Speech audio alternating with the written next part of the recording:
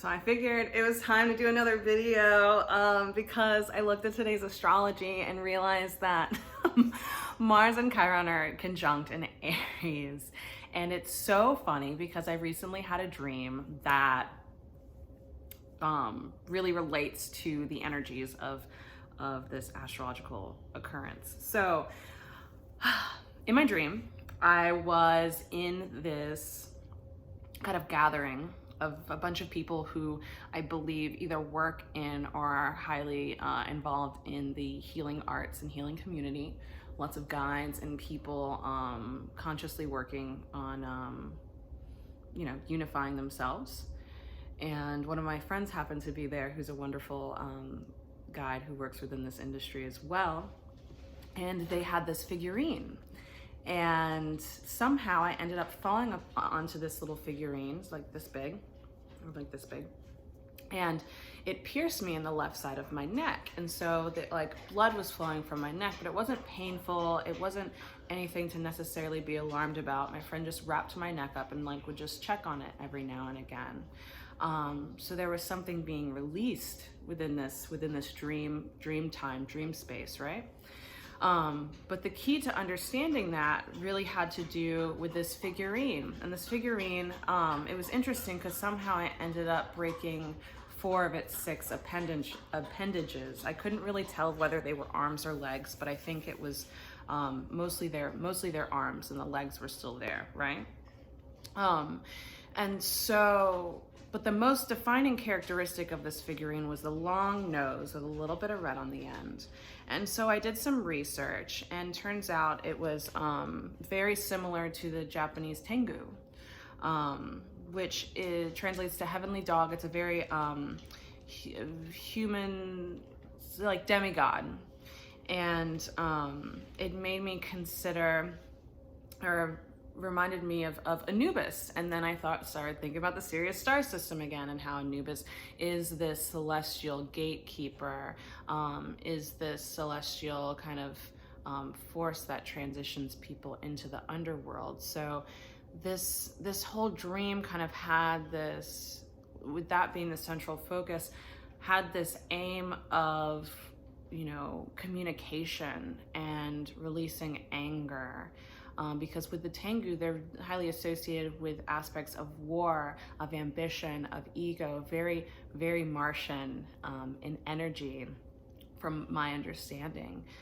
And the fact that its arms were broken, it's just how we embrace things, and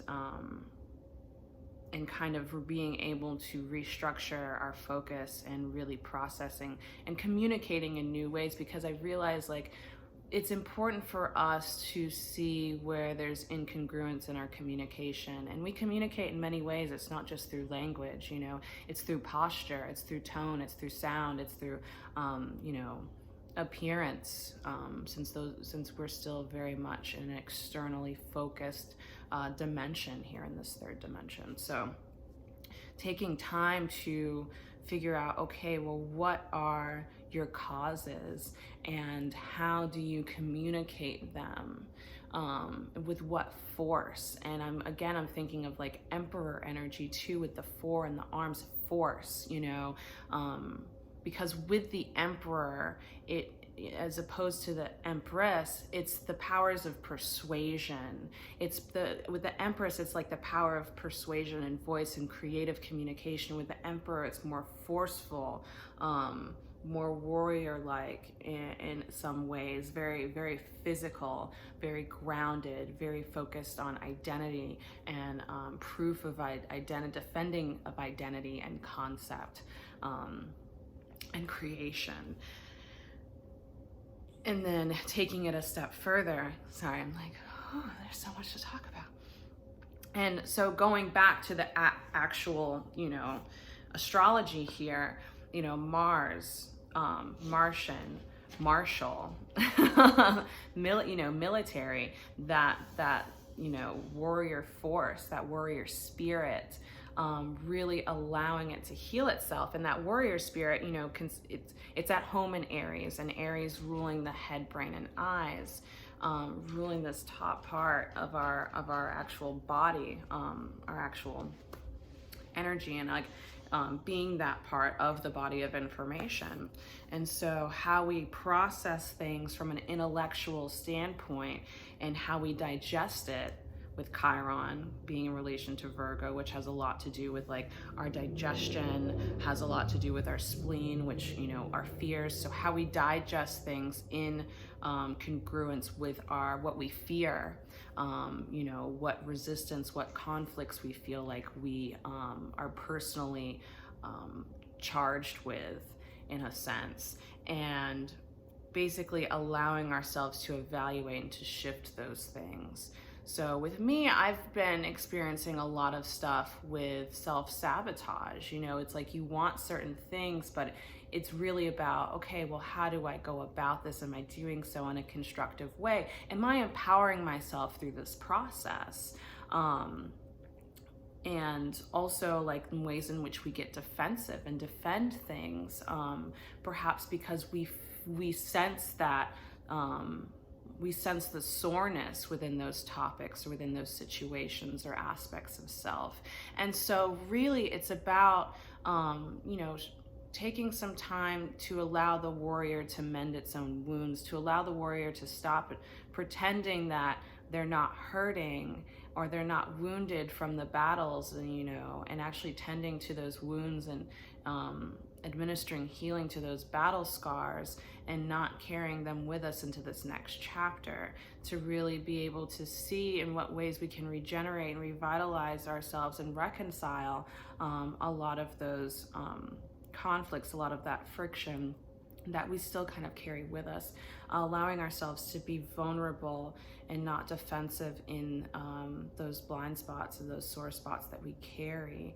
So just allowing ourselves to pause and be in that moment before we end up completely burning ourselves out. So in a way, it's really about healing the wounded masculine, because we want to keep going. We want to continue to take action. We intend to continue in taking action as we emerge into this new trajectory, this new progression of the individual and the collective throughout this new era. And so it's really, and we all know this, it's really important to heal the wounded masculine. We've had this beautiful, destructive, dark feminine force that, you know, has incited a lot of the, catalyzed a lot of the destruction that and chaos that we require in order to carve out the pathway for this new era. But what about the action? What about, you know, that next step? And it's like it's necessary for us to pause and to heal and to take into account those past tribulations and what we've learned from them and how they affect the ways in which we communicate and connect and move forth and transmit into the world around us and even within ourselves. So just something to think about with regards to this with this astrology. But I just felt, I felt because I had that dream, you know, I really felt charged with, you know, delivering this, this video today and just giving you time to pause and consider, you know, what today's energies, what, you know, the current energies are beneficial for. And, I'm sure plenty of you are aware, because we all like love the same Instagram profiles, that Chiron's in retrograde until mid-December.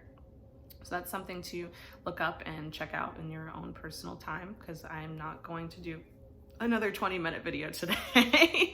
But I wanted to stop and just share that with you all, and let me know what you think in the comments. Let me know how you're feeling. If there's anything to add, let's continue the conversation. Just regard these videos all as conversation starters, because I'm really all about exploring these concepts with you, whether or not you're we're on the clock, so to speak. So anyways, have a wonderful day. I will talk to you all soon. Bye.